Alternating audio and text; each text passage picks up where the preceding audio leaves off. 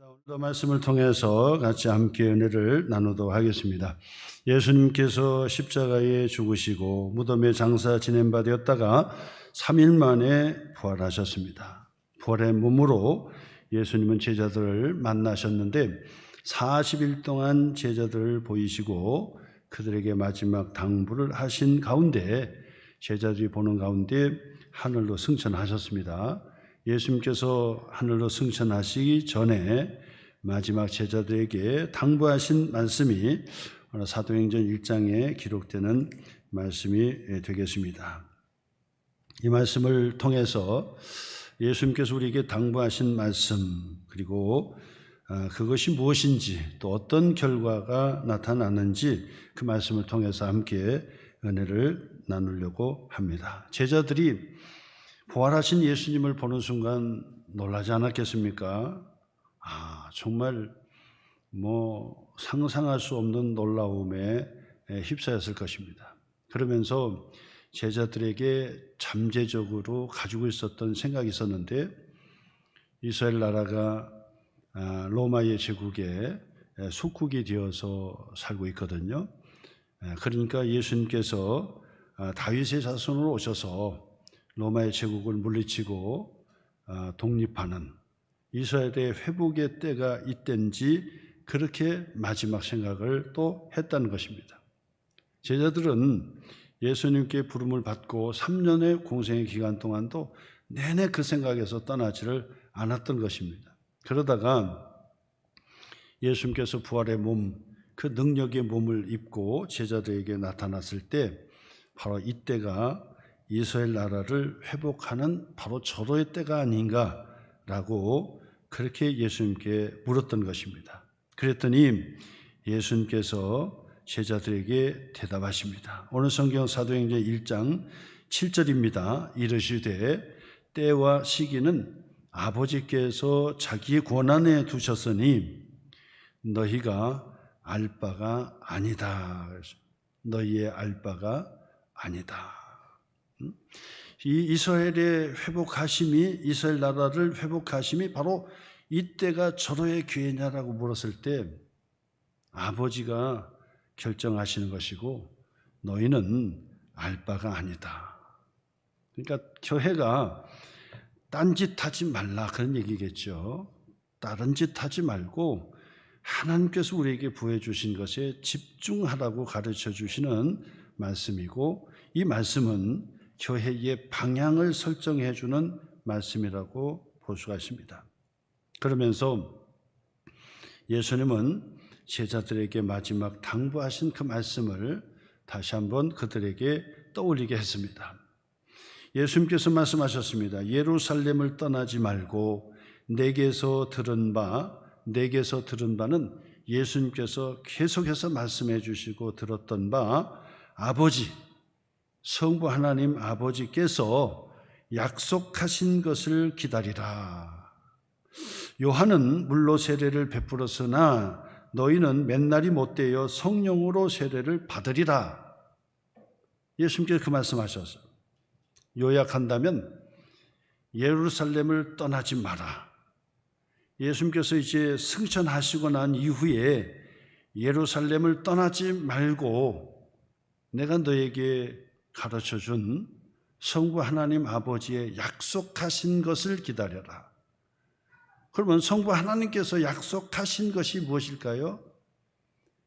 너희가 요한은 물로 세례를 베풀었으나 너희는 맨날이 못되어 성령으로 세례를 받으리라 그렇게 하셨기 때문에 하나님께서 약속하신 것이 뭐냐? 성령이란 말이에요.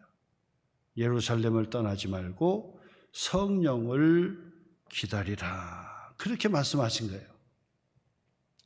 예루살렘을 떠나지 말고 성령 하나님을 기다리라. 어떻게 기다려요? 기도하면서 약속의 그 말씀을 기다리면서 성령을 하나님께서 부어주실 때를 기다리라. 자, 그러면서 예수님께서 제자들에게 하신 말씀이지 오늘 성경 8절 말씀입니다. 오직 그 성령, 하나님께서 약속하신 그 성령이 너희에게 임하시면 너희가 권능을 받고 예루살렘과 온 유대와 사마리아와 땅끝까지 이르러 내 증인이 되리라 라고 예수님께서 말씀하셨어요. 마지막 제자들에게 하신 말씀입니다. 이 말씀인 성령이 너에게 임하시면, 오직 성령이 너에게 임하시면 어떤 역사가 일어나는지 우리에게 가르쳐주는 말씀이 됩니다. 교회는 성령의 공동체입니다.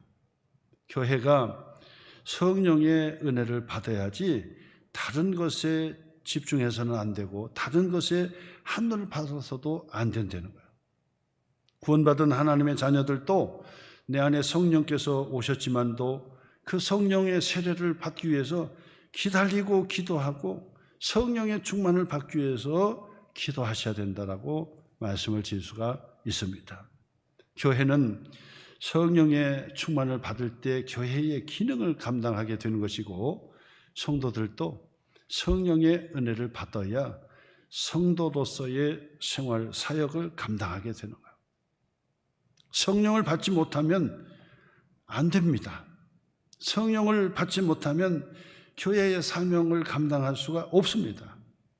그러므로 교회의 공동체의 성도들은 반드시 예루살렘을 떠나지 말고 하나님께서 약속하신 성령, 그 성령의 세례를 받아야만이 사명을 감당할 수 있다라고 우리에게 가르쳐주는 말씀이 됩니다. 자, 그러면 구체적으로 예수님께서 하신 말씀처럼 오직 성령이 너에게 임하시면 어떤 결과가 일어나는지 말씀을 통해서 살펴보려고 합니다. 오직 성령이 너에게 임하시면 첫째로 교회가 증인이 된다는 사실입니다. 오직 성령이 너에게 임하시면 너희가 권능을 받고, 그리고 마지막 보니까 내 증인이 되리라. 내 증인이 되리라고 예수님께서 말씀하셨어요. 그러니까 성령이 임하시면 교회는 증인이 되어서 사역을 감당한다는 것이죠. 증인이 되고 싶다고 되는 것이 아닙니다. 약속하신 성령이 임하시면 증인이 되는 것이다. 증인이 된다는 것은 무슨 의미일까요? 전도자가 된다는 것입니다. 전도자가. 교회가 성령이 임하시면 교회는 전도하는 교회가 된다라고 하는 얘기입니다. 그리고 그 교회에 속해 있는 성령의 충만함을 받는 성도들은 전도에 힘쓴다는 얘기죠. 성령이 임하면 전도한다는 거예요. 교회에 성령의 충만이 임하면 자꾸 전도하고 싶어서 전도하는 거예요. 그 전도는 내 얘기하는 거 아닙니다. 전도는 내 자랑하는 것이 아닙니다. 너희가 내 증인이 되리라, 예수의 증인이 되리라 그랬잖아요. 그렇기 때문에 전도는 바로 예수 그리스도를 전하는 거예요. 전도는 예수 그리스도의 중심으로 예수님께서 하신 말씀을 전하고 예수님께서 하신 사역을 자꾸 전하고 싶은 거예요. 그것이 전도입니다. 그래서 여러분, 성령이 교회에 임하면 그 특징 중에 가장 큰 특징은 증인된 사역을 감당하는 거예요. 그래서 전도하는 거예요. 성령이 충만한 교회는 반드시 전도하게 돼 있다는 것입니다. 우리가 잘 아는 요한계시록의 빌라델피아 교회는 하나님께 칭찬만 받았습니다. 그런데 어떻게 칭찬받았습니까? 빌라델피아 교회는 적은 능력을 가지고도 그랬어요. 적은 능력을 가지고도 사람들도 많지 않았습니다.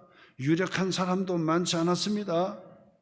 교회의 여러 가지 부분에 있어서는 아주 적은 능력이었습니다.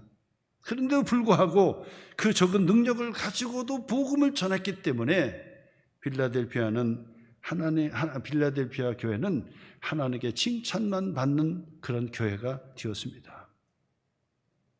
성령 충만을 받으면 교회는 자꾸 전도의 사역으로 자꾸 움직이게 되는 거예요. 그래서 어떻게 하든지 전도하는 겁니다. 그리고 그 전도가 어떻게 되어서 어떻게 그 양육이 되고 훈련이 되어서 어떻게 성숙한 그리스도로 만드는지 그거에 대해서 자꾸 관심을 갖는 거예요. 이스라엘 나라를 회복하심이 이때입니까? 너희의 알 바가 아니요. 교회가 다른 데 시간을 소비할 것도 없고 다른 데 물질을 소비할 것도 없어요. 교회는 반드시 전도하는 교회만이 하나님께서 사랑하시고 칭찬을 해주시는 교회가 된다는 거예요. 그렇기 때문에 여러분, 성령의 충만을 받아야 됩니다. 그리고 성령의 충만을 받으면 전도, 어떻게 하든지 전도의 열매를 맺기 위해서 노력하는 바로 그런 교회가 된다는 사실. 전도하면 하나님께서 기뻐하시고, 전도하면 그 교회를 축복해 주시고, 전도하면 열매를 주시고, 그리고 전도하면 하나님께서 그 교회를 하나님께서 부흥케 하시고 더 큰 은혜 축복을 더하여 주시는 거예요. 그렇기 때문에 여러분, 전도한다 그러는데 자꾸 반대하면 그 사람 이상한 사람이에요. 성령의 사람이 아니에요. 성령의 사람은 전도하는데 매진할 수 있도록 모든 초점을 그쪽으로 맞추는데, 성령의 은혜를 받지 못하면 전도가 부담이 돼가지고 왜 전도하느냐, 교회가 왜 전도하느냐, 왜 전도하는데 돈을 쓰느냐, 왜 전도하는데 시간 낭비하느냐, 낭비라고 생각한다고요. 근데 성령의 충만을 받으면 어떻게 하든지 교회는 전도하는 교회, 전도하는 성도가 되도록 그렇게 가게 돼 있다라고 말씀을 드릴 수 있습니다. 그것이 교회된 설립의 목적이 되는 거고, 그리고 교회의 정체성이라고도 말씀을 드릴 수 있고, 그것이 바로 교회와 성도들이 복을 받는 비결이라고 말씀을 드릴 수가 있습니다. 두 번째로, 오직 성령이 너희에게 임하시면, 두 번째 어떤 결과가 나느냐? 그 다음 보세요. 너희가 권능을 받는다 그랬어요. 너희가 권능을 받는다. 그러니까 성령이 너희에게 임하시면 교회가 능력을 받게 되어 있습니다. 권능의 역사가 일어납니다. 그런데 그 권능과 능력은 세상적인 권능과 능력을 얘기하는 것이 아닙니다. 말을 잘할 수 있는 능력도 아닙니다. 성공할 수 있는 능력도 아닙니다. 다른 세상 사람들보다 더 행복하고 더 잘 되는 형통한 삶을 살기 위한 능력을 받는 것이 아니라, 하나님의 기쁨이 되고 하나님께 영광이 되는 그 삶에 있어서 능력을 발휘할 수 있도록 하나님께서 그 권능을 우리에게 주신다라고 말씀하시는 것입니다. 히브리서 11장 38절의 그 말씀에서도 그런 말씀하십니다. 우리 여러분, 히브리서 11장은 너무 잘 알고 있죠? 믿음의 사람들, 믿음의 사람들을 쭉 얘기합니다. 믿음의 선진들, 믿음의 사람들이 하나님을 기쁘게 해드렸고, 믿음의 사람들이 어떻게 세상 속에서 고난과 어려움을 견디고 살았는지를 쭉 설명하면서 마지막에 이렇게 결론을 냅니다. 이런 사람이 누굽니까? 믿음으로 살았던 선진들의 모든 사람들은, 그런 얘기죠. 이 사람들은 세상이 감당지 못하느니라 그래서, 세상이 감당할 수 없는 사람이라는 거예요. 그리고 예수님을 전가하다가, 복음을 전하다가 칼에 맞아서 죽고, 그 다음에 톱에 켜임을 당해서 죽고, 참수당해서 죽고, 고난을 받게 되고, 쫓겨나게 되고, 경제적으로 어려움을 당하게 되고, 그 모든 것을 했는데도 불구하고 이런 사람들은 세상이 감당치 못하는 사람이었다. 그들이 광야와 산과 동굴과 토굴에 유리하였느니라 그래서, 핍박하면 핍박할수록 예수 믿는 예배의 삶의 능력을 발휘한 사람들이었다는 얘기죠. 핍박을 하면 주저앉고 포기하는 것이 아니라, 핍박을 하면 더 예수님을 더 잘 믿고 예배를 드리려고 산으로, 광야로, 동굴로, 토굴로 나가서 그곳에서 찬송하고 기도하고 예배를 드렸다는 얘기예요. 그래서 여러분, 토르키에의 성지순례 여행을 다녀보면은 꼭 방문하는 곳이 있잖아요. 예? 그 지하에 동굴 같은 곳, 굴 같은 곳을 둘러보는데 대단합니다. 핍박을 하고 예수 믿지 못하도록, 예배를 드리지 못하도록, 기도를 못하도록 하는데도 불구하고 그들은 그 산으로, 광야로 도망쳐서 그곳에서도 땅을 파고 굴을 만들어서 그곳에서 찬양을 부르고 기도하고 예배 드렸던 그 광경들, 그 현장들을 돌아보게 됩니다. 그것을 보면서 놀라운 생각을 갖죠. 이야, 성령이 임하면 교회가 이런 능력이 있구나. 성령이 임하면 성도들이 이런 능력이 있는 거예요. 좌절하지 않고 끝까지 예배를 드리고 하나님 앞에 감사하는 그런 모습들을 보게 된다는 거예요. 빌립보서 4장 13절의 말씀에서도 사도 바울이 내게 능력 주시는 자 안에서, 내게 능력 주시는 자 안에서 내가 모든 것을 할 수 있느니라. 성령이 임하면 그 권능을 받게 되는 거예요. 내게 능력 주시는 자 안에서 내가 모든 것을 할 수 있다는 거예요. 세상적인 것을 할 수 있다는 얘기가 아니라 하나님을 더 아름답게 섬기고 또 하나님께 더 영광된 삶을 살고 전도에 힘쓰고 선교에 힘쓰는 모든 역량을 발휘할 수 있는 그 능력을 우리 하나님께서 우리에게 주신다라고 말씀을 드릴 수가 있습니다. 어떤 환경과 여건 속에서도 크게 기뻐하고 감사하고, 그것이 능력이에요. 세상의 사람들은 어렵고 힘들면 포기하고, 세상의 사람들은 어렵고 힘들고 그러면 원망하고 불평하고 기쁨을 다 잃어버리고 살아가죠. 희망도 잃어버리고 살아갑니다. 그런데 성령이 임한, 성령에 충만한 교회의 성도들은 그 어떤 환경 속에서도 가장 기뻐하고 크게 기뻐하고 감사하고 하나님 앞에 예배의 자리로 나가게 되더라. 성령이 너에게 임하시면 너희가 권능을 받는다, 교회가 능력을 받는다고 우리에게 가르쳐주는 말씀이 된 것입니다. 우리 교회도 그런 능력이 있기를 주님의 이름으로 소원합니다. 그런 능력이 있어야 돼요. 그러려면 예수님께서 말씀해 주시고 하나님께서 우리에게 약속해 주신 성령의 은혜를 받으셔야 된다. 교회가 성령의 능력을 받으면 그런 능력의 삶을 살아내는 교회, 그런 성도가 될 수 있다라고 성경은 우리에게 가르쳐 줍니다. 마지막 세 번째로, 오직 성령이 너에게 임하시면, 세 번째 어떤 역사가 일어나느냐? 오직 성령이 너에게 임하시면 너희가 권능을 받고, 보세요, 예루살렘과 온 유대와 사마리아와 땅끝까지 이르게 되더라. 경계를 넘어 확장이 된다는 말씀입니다. 성령이 너에게 임하시면 예루살렘에 머물지 않는다는 거예요. 예루살렘은 내가 서 있는 그 자리입니다. 거기에 머물지 않고 온 유대로 나간다는 거예요. 그 온 유대는 우리의 주변의 지역을 얘기하는 것입니다. 그 유대로 나가게 되고 거기서도 머물지 않고 사마리아로 나간다는 거예요. 그 사마리아는 불편한 이웃과 장벽이 있는 지역을 이야기하는 것입니다. 성령이 임하면 우리가 불편한 바로 영적인 사마리아를, 그 경계를 넘어서 나간다라고 얘기하는 것입니다.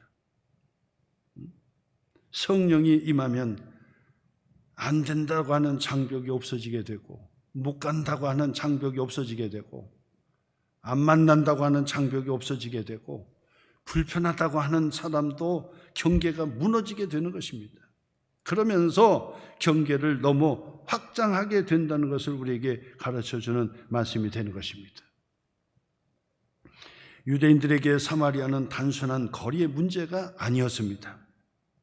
편견이 있었고 상처가 있었습니다. 역사적 갈등이 있었던 곳이 사마리아 성이었습니다. 우리가 너무나 잘 아는 것처럼 이스라엘이 남쪽 유다와 북쪽 이스라엘로 분단이 된 이후에 북쪽 이스라엘이 아시리아의 제국에 의해서 무너지게 됩니다. 그 아시리아의 제국은 아주 잔인한 제국이었기 때문에 주변에 정복했던 나라의 모든 민족을 같은 민족으로 다 섞어버리려고 했어요. 그래서 서로 혼혈족을 만들어버린 거예요. 그래서 사마리아 이스라엘의 수도 사마리아 성에 있던 유대인들이 혼혈적으로 전부 다 바뀌어져 버렸던 거야. 어찌 보면 북쪽 이스라엘의 사마리아 성은 상처를 입은, 역사의 상처를 입은 불쌍한 그런 동족이었어요. 근데도 불구하고 예수님 당시에 유대인들이 그 사마리아 사람들하고 상종을 하지 않았던 거예요. 그들이 혼혈족이라고 해서. 그래서 사마리아 사람들과 같이 서지도 않았고 같이 식사의 자리에 앉지도 않았을 뿐만 아니라 그들과 대화한 적도 없었어요. 그리고 사마리아 성으로 질러서 가면 지름길인데도 불구하고 둘러서 가기 시작했던 거예요. 그런데 예수님께서는 바로 그 사마리아 성으로 들어가서 수가성의 그 여인을 만나게 되는 사건을 우리에게 가르쳐 주지요. 성령이 임하면 바로 이 영적인 편견이 있고 상처가 있는 사마리아 성으로도 질러간다, 그 얘기죠. 그 경계를 넘어 확장이 된다고 말씀을 하고 있는 것입니다. 오늘날에 우리들에게도 영적인 사마리아가 반드시 있습니다. 내가 이거는 절대 하지 않아, 가지 않아, 만나지 않아, 상종하지 않아 라고 생각하는 그런 장벽, 경계가 있습니다. 근데 성령이 임하면 그 경계를 넘어서 확장이 된다는 얘기죠. 예루살렘과 온 유대와 더 나가서 사마리아, 바로 그 성 나가서 땅끝까지 이르러 모든 열방에까지 경계를 넘어 확장한다는 사실입니다. 이것이 특징이에요.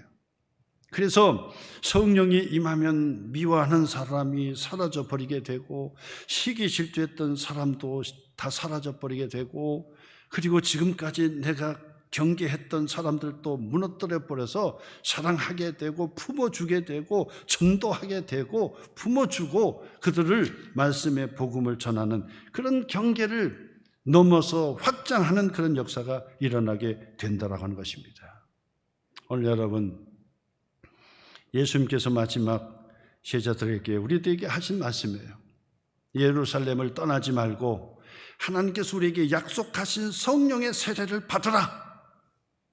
그리고 그 성령이 우리에게 임하시면 너희는 전도하는 교회, 전도하는 성도들로 바뀌게 된다. 예수님을 전하는 증인이 된다. 예수님의 그 사역을 전하는 증인이 된다.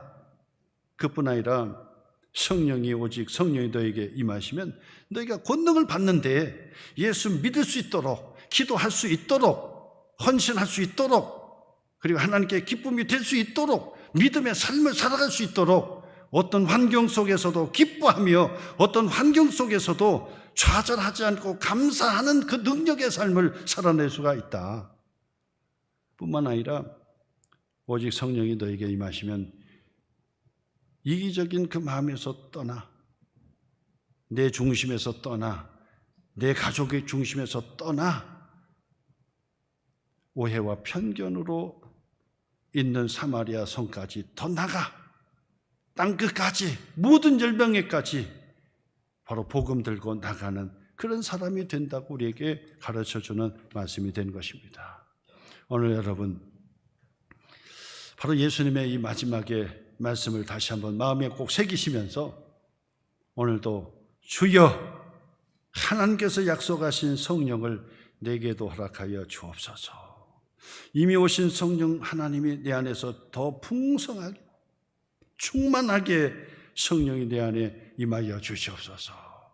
그래서 성령의 사람으로 자꾸 전도하는, 예수님의 그 말씀을 자꾸 전할 수 있는 그런 사람, 어떤 환경 속에서든지 좌절하지 않고 하나님의 기쁨이 되고 살아갈 수 있는 그런 능력의 사람, 더 나가서 우리의 주변뿐만 아니라 사마리아 땅끝까지 온 열방을 향하여 복음을 들고 사랑을 품고 나갈 수 있는 그런 사람, 그런 교회와 성도가 되게 하여 주옵소서. 성령 그 하나님의 은혜를 받는 그런 축복의 성도가 되시기를 주님의 이름으로 축복합니다.